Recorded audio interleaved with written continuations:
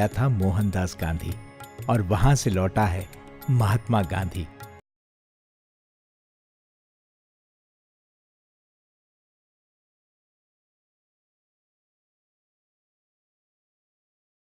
गांधी जी जब भारत लौटे तो लोगों ने उनसे पूछा कि वो भारत में सत्याग्रह कब शुरू करेंगे, पर उनके गुरु गोपाल कृष्ण गोखले ने उन्हें सलाह दी कि वे 1 साल तक किसी भी विषय पर न कोई सार्वजनिक विचार बनाएं, न व्यक्त करें।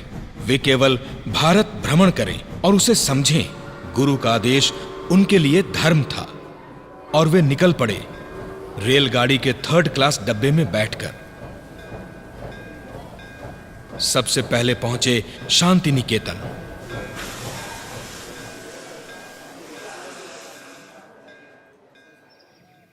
मेरे सपनों का गांव तो आपने यहां साकार कर रखा है गुरुदेव। छोटी सी कोशिश की है। वैसे आपका फिनिक्स और टॉल्स्टॉय फार्म देखने की मेरी भी बड़ी इच्छा थी। फिनिक्स के तो तमाम लोग यहां आपकी शरण में ही आ गए हैं और मैं तो इस बात को देखकर बड़ा आनंदित हूं कि दुनिया से आए तमाम शिक्षक, विद्यार्थी और कलाकार सब कैसे ग्रामवासियों में एकदम घुल मिल गए हैं। भारतीय संस्कृति की यही तो अनूठी शक्ति है कि हम सबको संभाल लेते हैं। फिर चाहे पारसी हो, हुन हो, पठान या मुगल, और फिर सब एक दूसरे में घुल मिल जाते हैं। बिल्कुल सही कहा गुरुदेव। और इसीलिए मुझे हंसी आती है कि जब लोग हमारी ही मुसीबतों के लिए बाहर वालों को कोसते हैं, फिर चाहे वो अंग्रेज ही क्यों ना हो। हमारी मुसीबतों के लिए तो खुद हम ही दोषी हैं। गुरुदेव, अपना चरित्र, चाल चलन तो हमें स्वयं ही सुधारना होगा। अब इसके लिए शिक्षा के साथ ही स्वच्छता, स्वास्थ्य और अस्पृश्यता जैसी चीजों पर ध्यान देना होगा। ग्रामीण उद्योग को बढ़ाना होगा। जी बिल्कुल। स्वदेशी से ही हम सबका कल्याण हो सकता है। कल्याण से मेरा मतलब भौतिक नहीं, बल्कि हर भारतीय के आध्यात्मिक कल्याण से भी है। बिल्कुल। ये इसी को तो मैं सर्वोदय कहता हूं। सर्वोदय की ही तो सीढ़ी है सत्याग्रह। जब सत्याग्रह से हमारा तन मन शुद्ध होगा, तभी तो सर्वजन का कल्याण, सर्वोदय हो सकेगा। जी महात्मा जी।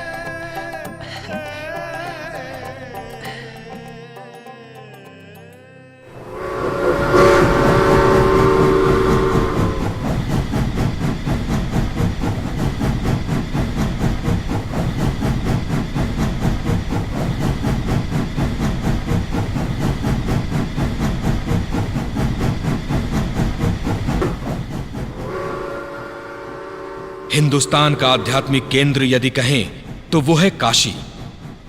कोई 14 वर्ष पहले गांधी जी पहली बार बनारस आए थे। आज एक बार फिर उनका यहां आना हुआ था।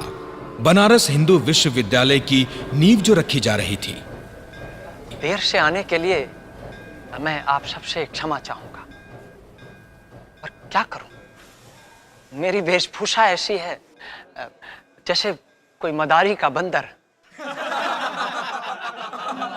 जिसे देखकर कहीं भी लोग मुझे रोक लेते हैं। वैसे आप सब भाषण सुनते सुनते मेरी ही तरह पक चुके होंगे।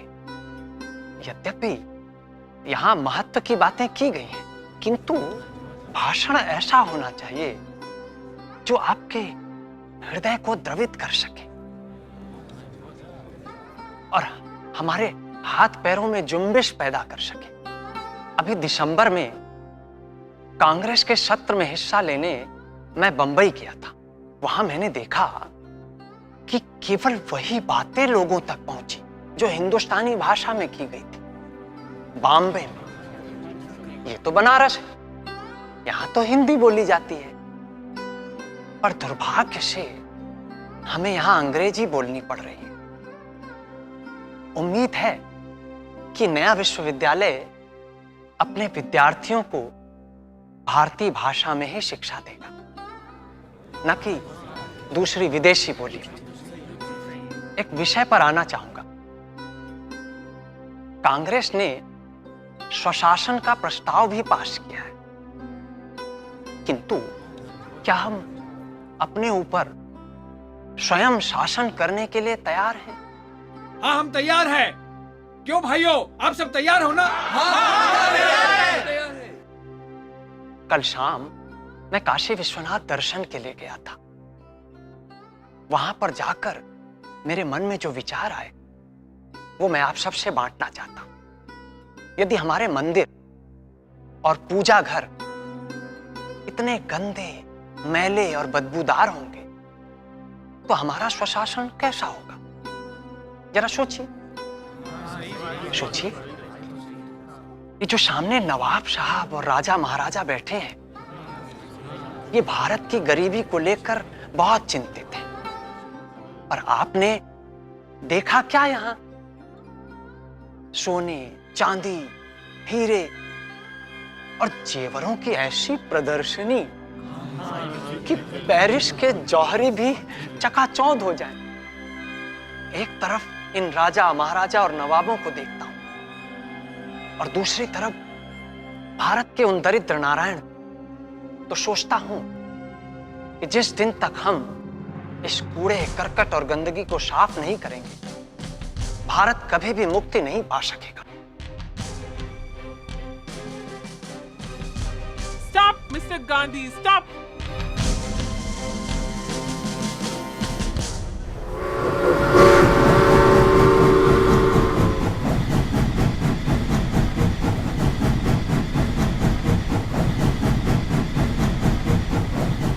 भारत का दक्षिणी भाग देखने की उनकी सदा से इच्छा थी। इसीलिए अब वे निकल पड़े मद्रास की ओर।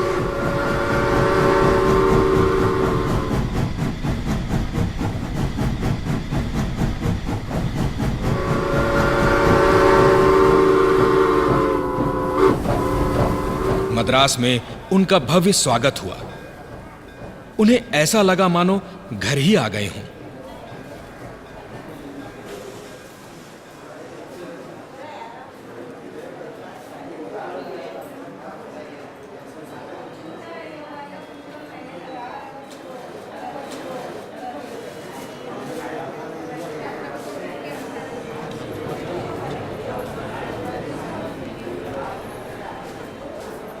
दक्षिण भारत के मेरे भाइयों और बहनों, इंडियन क्रिश्चियंस इन मद्रास के मेरे ईसाई दोस्तों, मद्रास महाजन सभा के मेरे मित्रों और मेरी अपनी साउथ अफ्रीकन लीग के साथियों, मैं आज ईश्वर का बहुत धन्यवाद मानूंगा कि मुझे आज आप सबसे यहाँ मद्रास में मिलने का अवसर मिला। आज हमने बहुत तरक्की कर ली है। रेल, तार, मशीनें, टेलीफोन, ऊंची ऊंची इमारतें, अंग्रेजी औषधियां और विदेशी कपड़े, ये सब तो है हमारे पास। तो क्या इसी को उन्नति कहते हैं? अगर हम अपने गिरेबान में झांकें तो पाएंगे कि हमने भौतिक चीजें तो बहुत सी ले ली हैं पश्चिम से, किंतु क्या हम समाज से छुआछूत को मिटा पाए हैं? हिंदू, मुसलमान और क्रिश्चियन के बीच के भेद को क्या हम समाप्त कर पाए? नहीं। बिल्कुल सही कहा इन्होंने। भगवान बच्चों में और भक्तों में भेद करता है?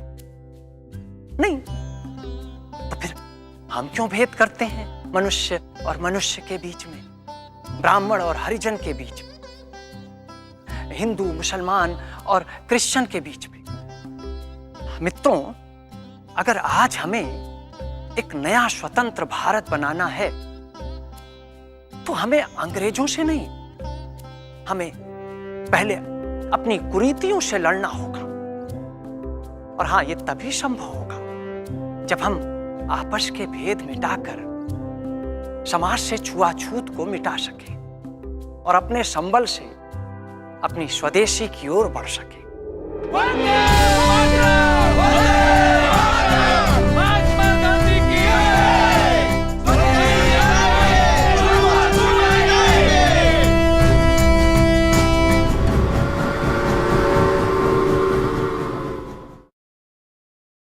महात्मा जी को जब मैंने बताया कि चंपारण के किसानों को कैसे नील बोने पर मजबूर किया जाता है, तो वो बोले, बिना खुद देखे मैं कैसे कोई रास्ता सुझा सकता हूँ राजकुमार शुक्ल जी। तो मैंने कहा चलिए देख लीजिए।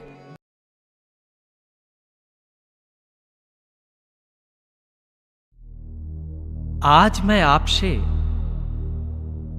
अपनी मां के बारे में बात करना चाहता हूं। नहीं, पुतली बाई के बारे में नहीं, अपनी दूसरी मां के बारे में, गीता के बारे में। जब मैं कभी कहीं भी परेशानी में होता हूं तो जैसे कोई बच्चा अपनी मां के पास जाता है, वैसे ही मैं श्रीमद् भागवत गीता की तरफ भागता हूं। और गीता में मुझे मेरे संशयों के उत्तर मिल जाते हैं। मेरे गुरु गोपाल कृष्ण गोखले और उनके अग्रज श्री बाल गंगाधर तिलक जी दोनों ही गीता को मानते थे। दोनों ही निष्काम कर्म में विश्वास रखते थे। उनका कहना था कि गीता हमें सिखाती है कि कैसी भी विकट परिस्थितियां क्यों ना हो, लेकिन मनुष्य चाहे तो स्वतंत्रता, मुक्ति और ज्ञान वो पा सकता है। अर्जुन को तो ज्ञान युद्ध क्षेत्र में मिला था, कुरुक्षेत्र में मिला था। हां, बस गोखले जी और तिलक जी में इतना ही फर्क था। एक मानता था कि कर्म हिंसक होना नहीं चाहिए, पर हिंसक भी हो सकता है। और दूसरा कहता है कि कर्म अहिंसक ही होना चाहिए। मेरा मानना है कि गीता की सार्थकता इसी बात में है कि हम अर्जुन की तरह अपने संशय को त्याग कर सत्याग्रह के यज्ञ में आहुति देने के लिए तैयार हो जाए। अपने अपने धनुष उठा लें, प्रत्यंचा चढ़ा लें। हां, यद्यपि हमारे बाण और हमारे शर लोहे के नहीं, सत्य के हों, अहिंसा के हों, न कि किसी के रक्त के प्यासे। यदि कोई आहत हो तो मैं हूं, यदि कोई हत हो तो मैं ही हूं, और यदि कोई मुक्ति पाए तो मैं ही पाऊं, ना कि कोई दूसरा। वैष्णव जन तो तेन कहिए जे पीड़ पराई जाने रे। वैष्णव जन तो तेन कहिए जे पीड़ पराई जाने रे। आइए आइए, भारत का भविष्य इस बूढ़े के पास क्या कर रहा है? बापू, सारे देश को इंतजार है कि कब आप सत्याग्रह शुरू करेंगे, और आप यहां इस चरखे के धागों से उलझे बैठे हैं। ये चरखा नहीं है सरदार, ये तो सत्याग्रह का ही एक यंत्र है, या कहो मंत्र है, जिसे गंगाबाई ने मुझे ढूंढ कर ला दिया है। पर क्या आपका चरखा काटने से अंग्रेज भाग जाएंगे? हमारे अकेले के करने से तो नहीं होगा जवाहर, लेकिन हां, अगर सबने इसे अपना लिया तो बात बन जाएगी। जो भी हो, मैं तो बस इतना जानता हूं कि जितना समय आप तकली और चरखे को देते हैं, उतना तो राजनीति को भी नहीं। सरदार, तुमने चंपारण के किसानों को नहीं देखा है। एक बार मैंने बा से कहा कि क्या बात है, सारी स्त्रियां सभा में क्यों नहीं आती हैं? तो बा कुछ किसानों के घर गई और लौटकर उसने बताया कि ज्यादातर घरों में 5-5 औरतों में एक साड़ी है। तो वो सभा में कैसे सब आ सकती है? अब इस स्थिति को बदलना है तो चरखे को तो चलना है। पर बापू, इस मशीनी युग में आपका चरखा मीलों से टक्कर ले पाएगा? अभी तो ये शुरुआत है जवाहर। जिस दिन हमने आवश्यक मात्रा में कपड़ा बुना, विदेशी कपड़ा अपने आप आना बंद हो जाएगा। और देखना, ये चरखा सिर्फ कपड़ा ही नहीं देगा, बल्कि हमारी देश की बेकार और भूखी जनता को काम भी देगा और रोटी भी। और जिस दिन हमारे देश की दीनहीन जनता को आधा पेट भोजन भी मिल गया, तो उसे आगे बढ़कर सत्याग्रह में कूदने से कोई नहीं रोक पाएगा।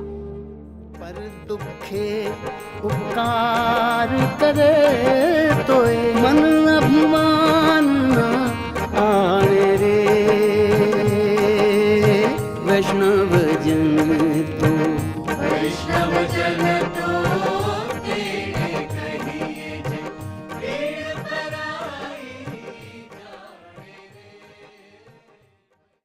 महात्मा जी ने सारे किसानों से एक कसम उठवाई कि क्योंकि हम मानते हैं कि फसल नष्ट हुई है, इसलिए हम प्रतिज्ञा करते हैं कि हम लगान नहीं देंगे।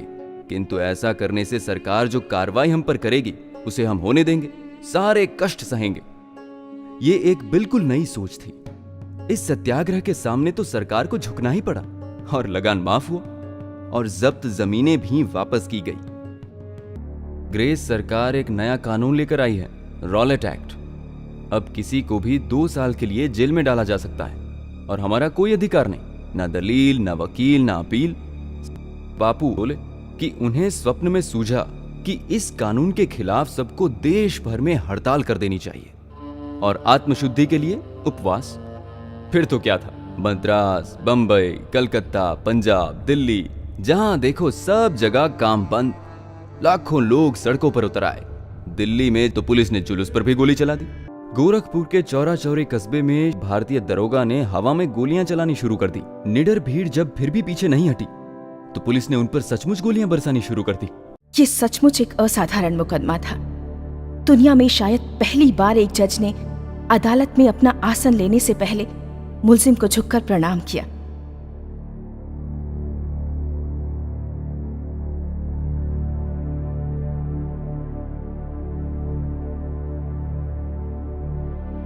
और जब सरकार के वकील सर J.T. स्ट्रैंगमैन ने देशद्रोह का आरोप पत्र पढ़ा तो जज ने उन्हें फटकारा और कहा कि उन्हें मुलजिम को आरोप सुनाने नहीं, समझाने भी चाहिए।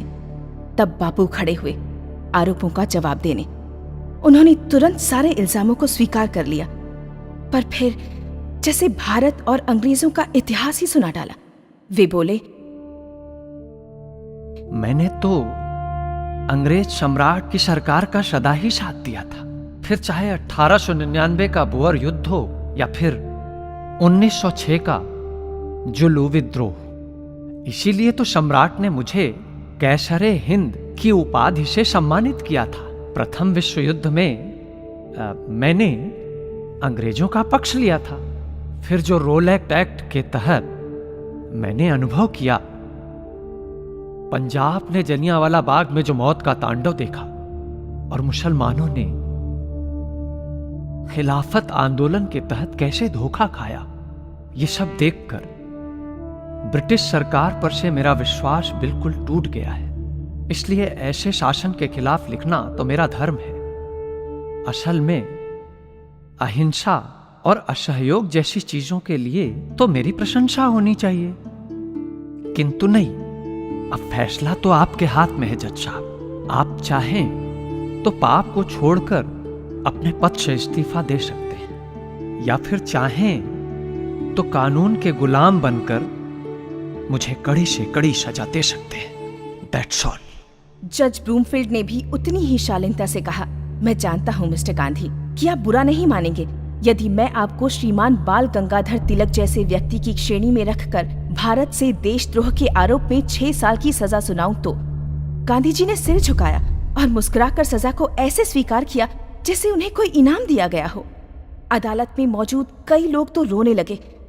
जज साहब उठकर चलने लगे, फिर रुके और बोले, मिस्टर गांधी, मैंने कानून के दायरे में अपना कर्तव्य निभाया है, किंतु यदि सरकार आपकी सजा को कम या माफ कर देती है तो मुझसे ज्यादा खुश और कोई नहीं होगा।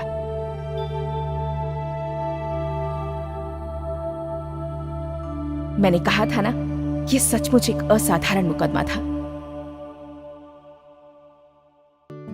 बापू से अक्सर मेरी बहस होती है।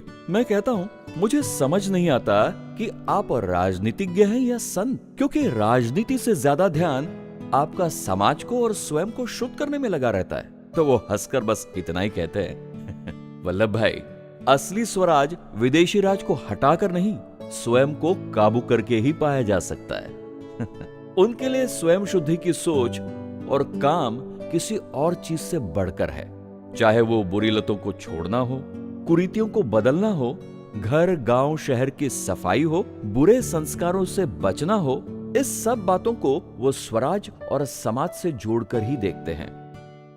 बापू जब दांडी पहुंचे तो ये उस यात्रा का अंत नहीं था, बल्कि शुरुआत थी, जिसकी उद्घोषणा बापू ने साबरमती आश्रम से निकलते समय की थी।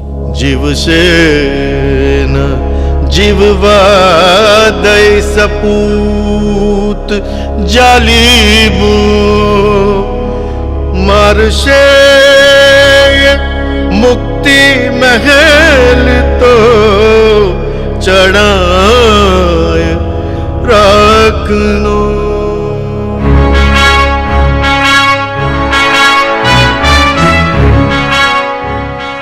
पर बापू के अलावा किसे पता था कि गुजरात के एक छोटे से कस्बे से उठाया ये एक चुटकी भर नमक पूरे देश को एक कर देगा। पूरे देश भर में सविनय अवज्ञा आंदोलन एक आंधी का रूप लेने वाला था। आव बुना आश्रम में मळे नहीं स्वतंत्रता, आव बुना आश्रम में मळे नहीं स्वतंत्रता, जंपबू नथी लगीर जो नहीं स्वतंत्रता, स्नेह सौख्य सौहराम ना गणे स्वतंत्रता, जीवबू मर्या समान ना यदि स्वतंत्रता, जीवबू मर्या समान ना यदि स्वतंत्रता, आव बुना आश्रम में मळे नहीं स्वतंत्रता। दक्षिण भारत में कमान संभाली राजा जी ने। अंग्रेज कलेक्टर ने घोषणा करवा दी कि जो सत्याग्रहियों को भोजन देगा उसे 6 महीने की सजा दी जाएगी। पर लोग इन धमकियों से कहां डरने वाले थे। उन्होंने भी कानून तोड़ने के दूसरे रास्ते निकाल लिए। अब भला अंग्रेज पेड़ों को फांसी पर कैसे लटकाते। केवल पुरुषों से शुरू होने वाले इस आंदोलन में अब महिलाएं भी हजारों की संख्या में शामिल थीं। बापू की टोली अब धरासना की ओर बढ़ रही थी। बौखलाहट में अंग्रेजों ने बापू को आधी रात में गिरफ्तार कर लिया, पर इस आंधी ने थमने के बजाय तूफान का रूप ले लिया। आकरा पुकारी कोल वीर ला रणे चढ़या, आकरा पुकारी कोल वीर ला रणे चढ़या, खेत रोखूंद्या ने भम्या नेक गामड़ा, खेत रोखूंद्या ने भम्या नेक गामड़ा, महीवटा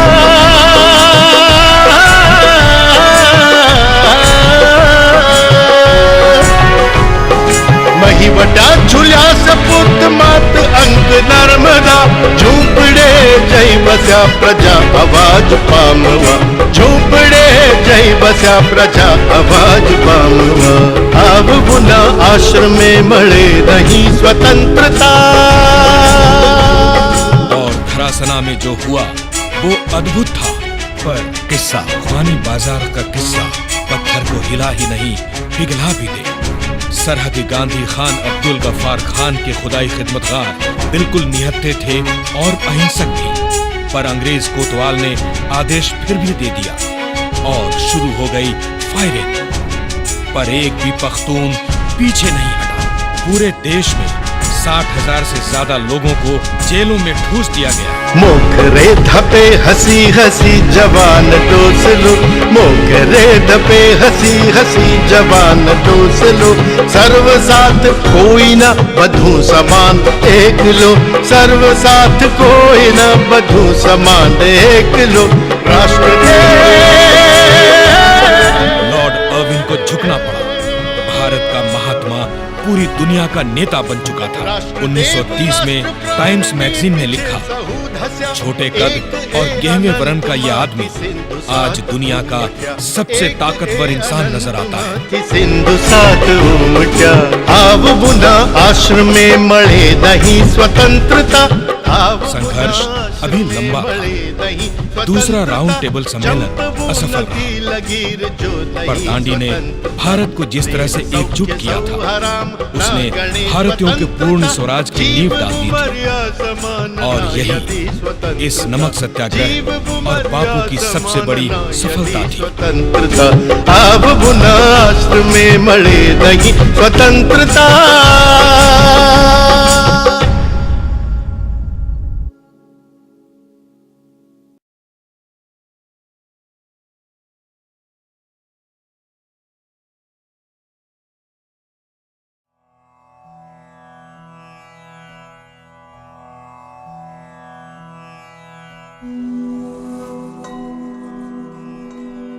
पुणे और बापू का रिश्ता तो जैसे जेल का रिश्ता बन गया था और एक बार फिर बापू यरवदा जेल में थे।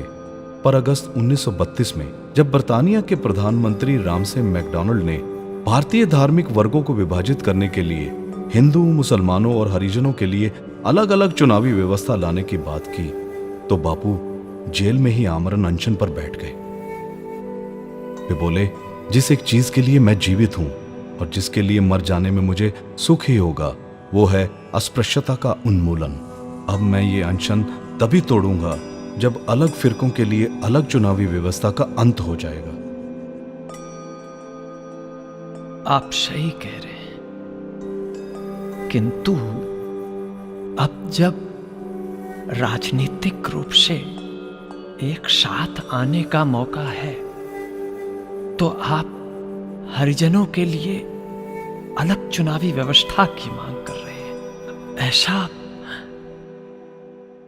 एक दिन वोटिंग बूथ में साथ में वोट डाल देने से हरिजन और हिंदू एक साथ नहीं आ जाएंगे गांधी जी।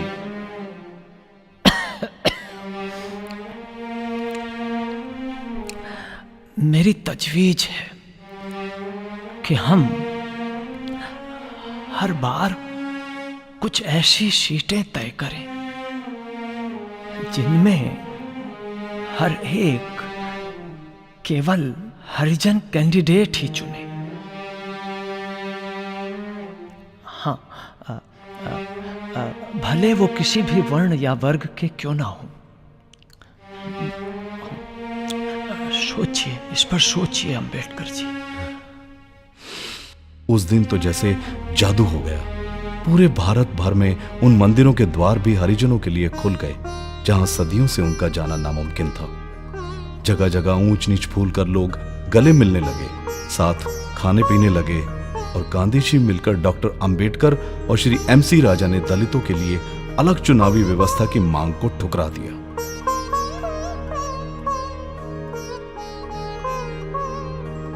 छब्बीस सितंबर की शाम 5:15 पर खुद गुरुदेव रविंद्रनाथ टैगोर ने अपनी गीतांजलि से एक गीत सुनाकर प्रार्थना सभा की शुरुआत की और बा ने अपने हाथों संतरे का रस बापू को पिलाया। ऐसा लगा बरसों से लदा एक असहाय बोझ उस दिन पूरे देश की छाती से उतर गया था। दूसरी जंग अजीम के वक्त एक बार फिर आशा जागी कि अंग्रेज शायद शराफत से मान जाएंगे और हमें पूर्ण स्वराज दे देंगे। बापू ने यह तक कहा कि उसकी मुश्किल के वक्त दुश्मन को दबाना सही नहीं है, पर जब साफ हो गया कि सीधी उंगली से घी नहीं निकलने वाला, तो महात्मा जी ने भी तय कर लिया कि इस बार वो अंग्रेजों को आखिरी चेतावनी दे डालेंगे। और 8 अगस्त के दिन बंबई में हम सबको संबोधित करते हुए वो बोले, करो या मरो। और फिर उन्होंने अंग्रेजों से कहा, क्विट इंडिया, भारत छोड़ो।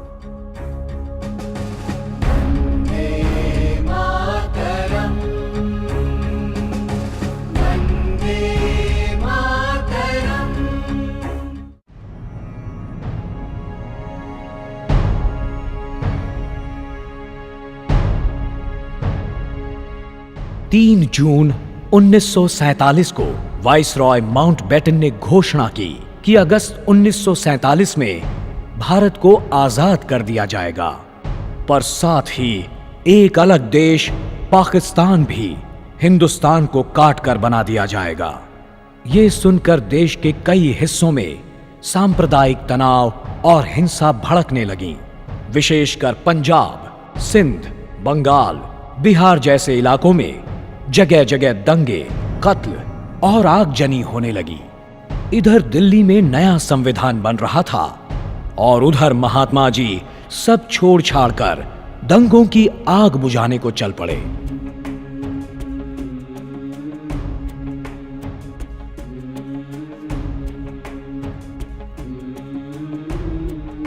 At the stroke of the midnight hour, when the world sleeps, India will awake to life and freedom. सारे देश में उस नए सवेरे के स्वागत में जश्न होने लगे।